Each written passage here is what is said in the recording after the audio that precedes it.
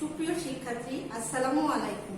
Shimul memorial north south school and college কর্তৃক আয়োজিত online ক্লাসে সকল শিক্ষার্থীকে স্বাগত।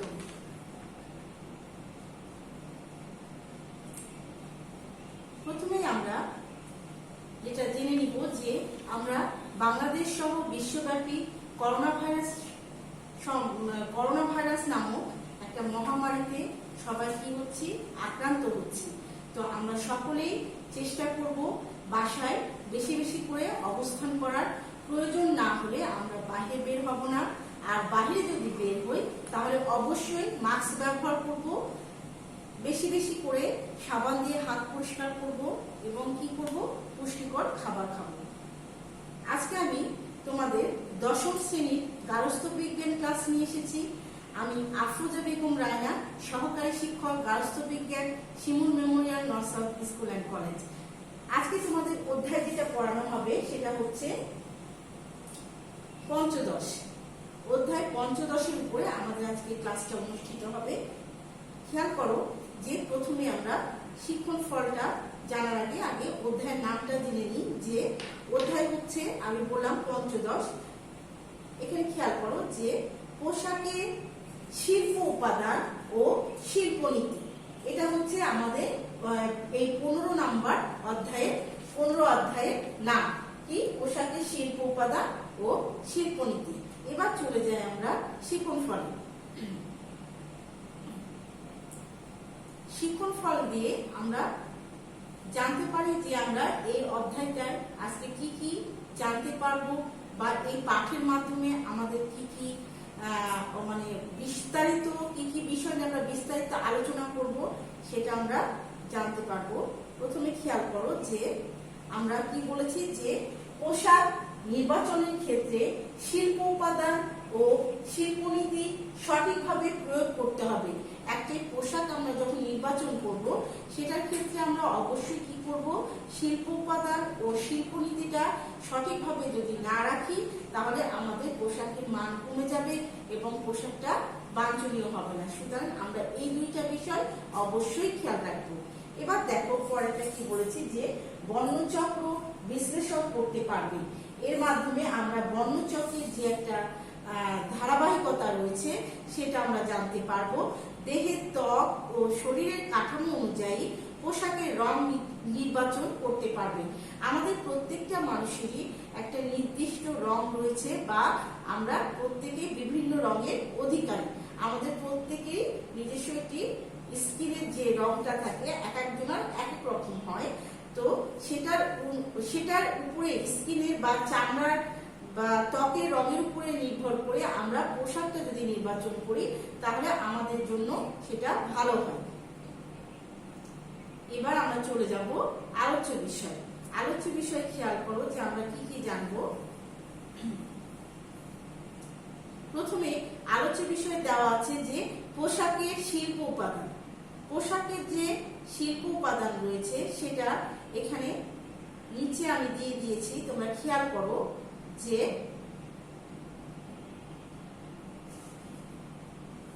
রং।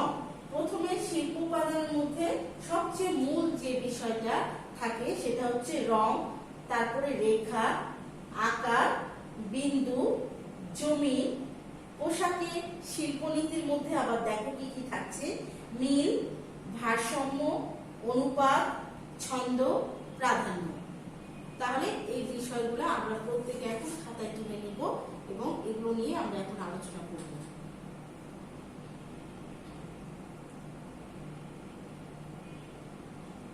এখানে দেখো যে শিল্প উপাদান কাকে বলে।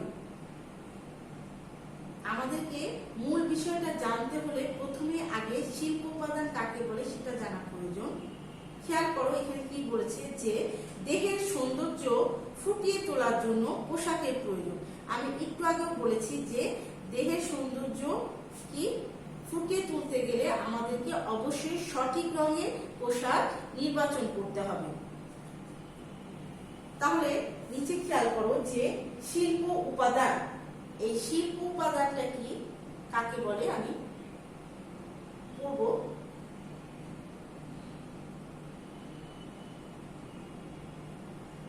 আচ্ছা দেখো যা কিছু দিয়ে শিল্প সৃষ্টি করা হয় তাকে শিল্প উপাদান বলে। তাহলে আমরা কি জানলাম যে যা কিছু দিয়ে শিল্প সৃষ্টি করা হয় তাকে আমরা কি বলছি? শিল্প উপাদান। এই রং, দেখো রঙের ক্ষেত্রে আমি কি বলেছি যে প্রতিটি বস্তুই নিজস্ব রং রয়েছে, প্রত্যেকটি বস্তুর একটি নিজস্ব রং রয়েছে। সেই রং আবার কয় ধরনের হয়ে থাকে বা কি সেটা আমি নিচে তুলে ধরেছি। প্রথমে দেখো প্রাথমিক রং, মাধ্যমিক রং, সংমিশ্রিত রং। তাহলে রংকে আমরা 3 ভাগে পাচ্ছি।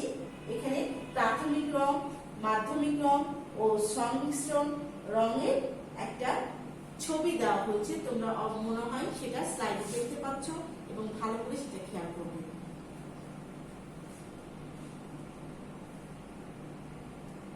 এবার দেখো পোশাকের ভূমিকা। পোশাক একটি মানব দেহে কি বহন করে বা কি পরিচয় বহন করে সেটা সম্বন্ধে আমরা বিস্তারিত আলোচনা করব। যে পোশাকটা কি? যে সুন্দর ব্যক্তিত্ব গঠন। পোশাকের প্রথম যেই পয়েন্টটা দেওয়া হয়েছে সুন্দর ব্যক্তিত্ব গঠন। একটি ব্যক্তিত্ব গঠনের জন্য পোশাকের ভূমিকা অবশ্যই রয়েছে। পোশাকটা যদি সঠিকভাবে আমরা নির্বাচন করতে পারি তাহলে আমাদের ব্যক্তিত্বটা সঠিকভাবে ফুটে ওঠে। 2 নম্বরে দেখো যে দেহত্বকে উজ্জ্বলতা প্রদান। একটি পোশাক আমরা ধরো বাজারে কিনতে গেলাম, এখন আমার গায়ের রং কালো, এখন যদি আমি সেই ক্ষেত্রে যে রংগুলো কালো রংকে বেশি আরো ফুটিয়ে তোলে সেই রংগুলো যদি আমরা পছন্দ করি বা কিনি তাহলে সেই রঙের পোশাক পরলে অবশ্যই নিশ্চয়ই ভালো লাগবে না বা জিনিসটা ভালো দেখাবে না। সুতরাং আমাদেরকে চেষ্টা করতে হবে যাদের গায়ের রং তারা আমরা হালকা রঙের পোশাক পরবো, এবং যাদের গায়ের রং একটু ফর্সা এবং দেখতে সুন্দর তারা তো একটু উজ্জ্বল রঙের ডিপ কালারের আমরা পোশাক পরিধান করতে পারি। তারপরে প্রাধান্য সৃষ্টি। পোশাক তৈরির ক্ষেত্রে অবশ্যই প্রাধান্য সৃষ্টি করতে হবে, নতুবা একটা পোশাকের সৌন্দর্য বৃদ্ধি করা সম্ভব নয়। পোশাকের সমন্বয় সৃষ্টি। পোশাকের মাধ্যমে আমরা অবশ্যই সমন্বয় সাধন করব যেন আমাদের ব্যক্তিত্ব এবং পোশাক দুইটা সমন্বয় সাধনে আমাদের নিজস্ব যে পরিচয়টা সেটা সঠিকভাবে উঠে আসে। দেহকৃতির পরিবর্তন। পোশাকের মাধ্যমে একটি শরীরের গঠনও আমাদেরকে অনেকভাবে নির্ভর করে। যদি আমি খুব মোটা মানুষ হই এবং খুব ফিটিং জামা পরি বা টাইট ফিটিং ড্রেস পরি বা খুব মানে কি বলবো যে অতিরিক্ত চাপা ধরনের ড্রেস যেগুলো বলে, তাহলে কিন্তু সেটা পোশাকের দেহকৃতির সাথে যায় না। আমরা চেষ্টা করবো সেই ক্ষেত্রে যে ঢিলা ঢালা লুজ ফিটিং পোশাক পরা, এবং আমরা যারা পাতলা আছি তারাও চেষ্টা করবো যে স্বাভাবিকভাবে একটা পোশাক যেন দেহের আকৃতিকে সুন্দর রাখে সেই ধরনের আমরা পোশাক নির্বাচন করব এবং পোশাক আমরা সেভাবে পরার চেষ্টা করব। এখানে দেখো 2টা ছবি দেওয়া হচ্ছে। একটা হচ্ছে রেখা, এটা হচ্ছে রেখা, এটা হচ্ছে খাড়া রেখা, এটা হচ্ছে তির্যক আমরা বা তির্যক বা বক্ররেখা। বক্ররেখাকে আমরা এভাবে এটা প্রদান করেছি, এটা হচ্ছে খাড়া রেখা। দেখো প্রথমে আমি কি বলছি যে রেখা কাকে বলে। রেখা জানতে হলে আমাদেরকে প্রথমে রেখা কাকে বলে জানতে হবে। কোন গতিশীল বিন্দুকে রেখা বলা হয়। তাহলে আমরা কি জানলাম যে কোন গতিশীল বিন্দুকে আমরা রেখা বলি। এই রেখা মূলত 2 প্রকার। কয় প্রকার? হচ্ছে 2 প্রকার, খাড়া রেখা এবং বক্ররেখা। এবার দেখো আকার। আকার বলতে কি বলছে যে কোনো কিছু সামগ্রিক গঠনকে আকার বলে। আমরা যে শুধু পোশাকের ক্ষেত্রে আকার বোঝাবো তা নয়, আমরা কোনো কিছু বলতে ব্যক্তিগত জীবনে আমাদের অনেক কিছু প্রয়োজন, সেটার পরিপ্রেক্ষিতে আমি বলছি যে কোনো কিছুর সামগ্রিক যে গঠন থাকে সেটাকে আমরা কি বলছি? আকার। আকার আবার 2 ধরনের হয়ে থাকে, মুক্ত আকার এবং জ্যামিতিক আকার। তাহলে আমরা কি জেনে নিলাম যে আকার 2 প্রকার, মুক্ত আকার এবং জ্যামিতিক আকার। এবার খেয়াল করো বিন্দু। বিন্দুকে কি বলছে? যে কোনো শিল্পের বিল্ডিং ব্লক বা ভিত্তি হচ্ছে বিন্দু। তাহলে আমরা কি জানলাম যে শিল্পের প্রথমে যে ভিত্তি সেটা হচ্ছে বিন্দু, আর একে আমরা কি বলছি, বিল্ডিং ব্লকও বলে থাকছি। অসংখ্য ছোট ছোট বিন্দুর সমন্বয়ে নতুন এক অনুভূতির জমির সৃষ্টি করা যায়, তাকে কি বলছে, স্টেপলিং বলে। তাহলে আমরা আরেকবার পড়ি, দেখো, খেয়াল করো শিক্ষার্থীরা, যে অসংখ্য ছোট ছোট বিন্দুর সমন্বয়ে নতুন এক অনুভূতির মাধ্যমে জমির সৃষ্টি করা হয়, যাকে আমরা স্টেপলিং বলে।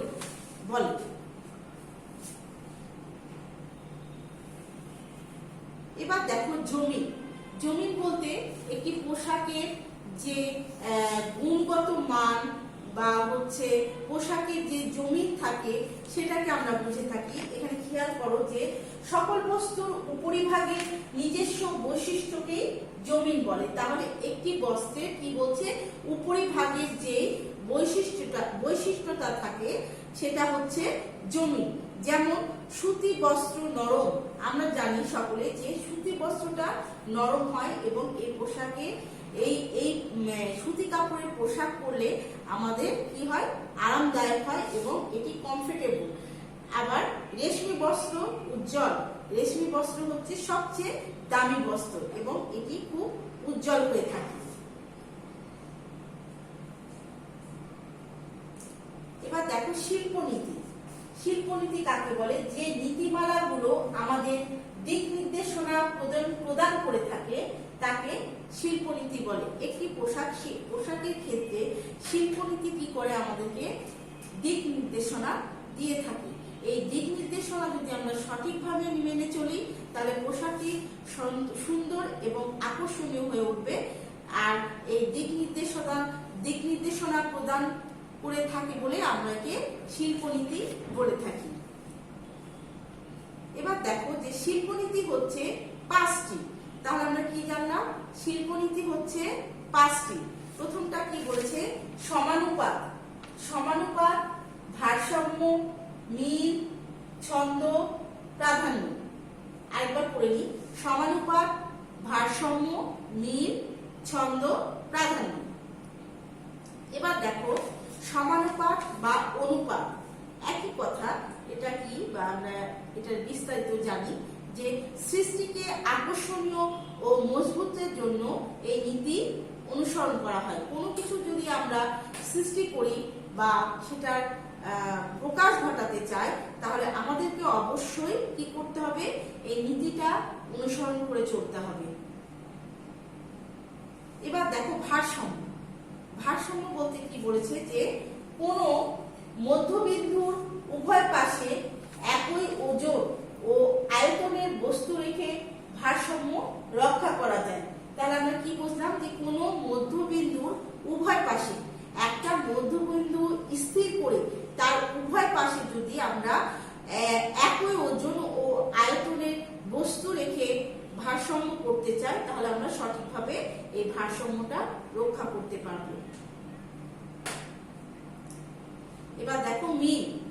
মিল বলতে কি বলছে, একটি পোশাকের বিভিন্ন অংশ ও বস্তুর সাথে সম্পর্কই হচ্ছে মিল। তাহলে আমরা কি জানলাম, যে একটি পোশাকের যে বিভিন্ন অংশ থাকে, হাতা, গলা, হ্যাঁ, তারপরে হচ্ছে তোমার হচ্ছে সাইডের যে সেলাইগুলো, হ্যাঁ, তারপরে শরীরের যে কাঠামোটা থাকে, এগুলো হচ্ছে একটি পোশাকের লম্বা ঝুল যেটাকে বোঝায়। এগুলো হচ্ছে পোশাকের বিভিন্ন অংশ ও বস্তুর সাথে এর সম্পর্ক অবশ্যই থাকতে হবে, আর আমরা সেটাকে মিল বলে জেনে থাকি। এবার দেখো প্রাধান্য। প্রাধান্য কি বলছে, যে আকর্ষণের কেন্দ্রবিন্দু। একটি পোশাক আমি তৈরি করলাম কিন্তু পোশাকটা পোশাকের মতো হলো না, যেমন তেমন করে যদি পরি, হ্যাঁ সেটা পোশাক হিসাবে আমরা হয়তো পরিধান করতে পারবো, কিন্তু যদি আমরা সঠিকভাবে একটি পোশাক তৈরি করি, সেটার বিন্দু, রেখা, প্রাধান্য, সমানুপাত সবকিছু বজায় রেখে পোশাকটা তৈরি করি, তাহলে এটা অবশ্যই আকর্ষণীয় হবে। এবার দেখো ছন্দ। ছন্দ বলতে কি বলছে, এক একটি আকর্ষণীয় গতিশীল অবস্থা। ছন্দ এক একটি আকর্ষণীয় গতিশীল অবস্থা। প্রথমটা হচ্ছে পুনরাবৃত্তি। পুনরাবৃত্তি, বিকিরণ, ক্রমবিন্যাস, নিরবচ্ছিন্নতা। নিরবচ্ছিন্নতা। আচ্ছা, ছন্দের তাহলে আমরা কি বুঝলাম? ছন্দ হচ্ছে একটি আকর্ষণীয় গতিশীল অবস্থা। পুনরাবৃত্তি, বিকিরণ, ক্রমবিন্যাস, নিরবচ্ছিন্নতা দিয়েই ছন্দ সৃষ্টি করা যায়। এবার চলে আসি আমরা মূল্যায়ন পর্বে। মূল্যায়ন পর্বে আমরা তাহলে দেখো, মূল্যায়ন পর্বে আমি 4টা প্রশ্ন রেখেছি। আমরা প্রত্যেকে প্রশ্নটা করব এবং অ্যান্সারটা জেনে নিব। যে প্রথমে কি বলছে, যে শিল্প উপাদান কাকে বলে? তাহলে শিল্প উপাদান কাকে বলে? শিল্প তৈরির জন্য যে সকল উপাদান ব্যবহার করা হয় তাকে শিল্প উপাদান বলে। আশা করি তোমরা বুঝতে পেরেছো। আরেকবার বলি, শিল্প তৈরির জন্য যে সকল উপাদান ব্যবহার করা হয় তাকে শিল্প উপাদান বলে। 2 নম্বরের পরের প্রশ্ন কি বলছে দেখো, স্টেপলিং কাকে বলে? অসংখ্য ছোট ছোট বিন্দুর সমন্বয়ে নতুন এক অনুভূতির মাধ্যমে জমি সৃষ্টি করা যায়, তাকে আমরা স্টেপলিং বলে থাকছি। তাহলে আমাদেরকে কি বলছে, যে অসংখ্য ছোট ছোট বিন্দুর সমন্বয়ে নতুন এক অনুভূতির মাধ্যমে জমি সৃষ্টি করা যায়, তাকে স্টেপলিং বলে থাকছি আমরা। তারপরেটা দেখো, যে ভারসাম্য বলতে কি বোঝো? ভারসাম্য বলতে কি বোঝো? কেন্দ্র স্থির করে বা কেন্দ্র স্থির রেখে যখন দুই দিকে সমদূরত্বে সমওজনের বস্তু সামগ্রী রাখা হয় তাকে আমরা ভারসাম্য বলে থাকি। এবার দেখো, যে রং কত প্রকার ও কি কি? রং মূলত 3 প্রকার। আমরা আগেও জেনেছি যে রং 3 প্রকার: মৌলিক রং, গৌণ রং এবং প্রান্তিক রং। আরেকবার বলি, মৌলিক রং, গৌণ রং এবং প্রান্তিক রং। এই ছিল তোমাদের আজকে মূল্যায়ন পর্ব।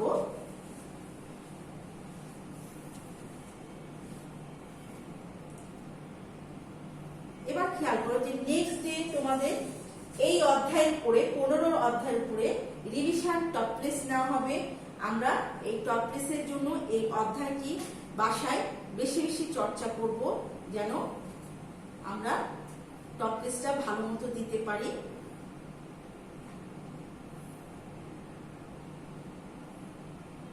এবং সকলে সুস্থ থাকার চেষ্টা করব এবং পুষ্টিকর খাবার খাবো, যেন আমরা সুস্থ থাকি। পরবর্তী ক্লাসে আমন্ত্রণ জানিয়ে এখানে শেষ করছি। সকলকে ধন্যবাদ। আসসালামু আলাইকুম।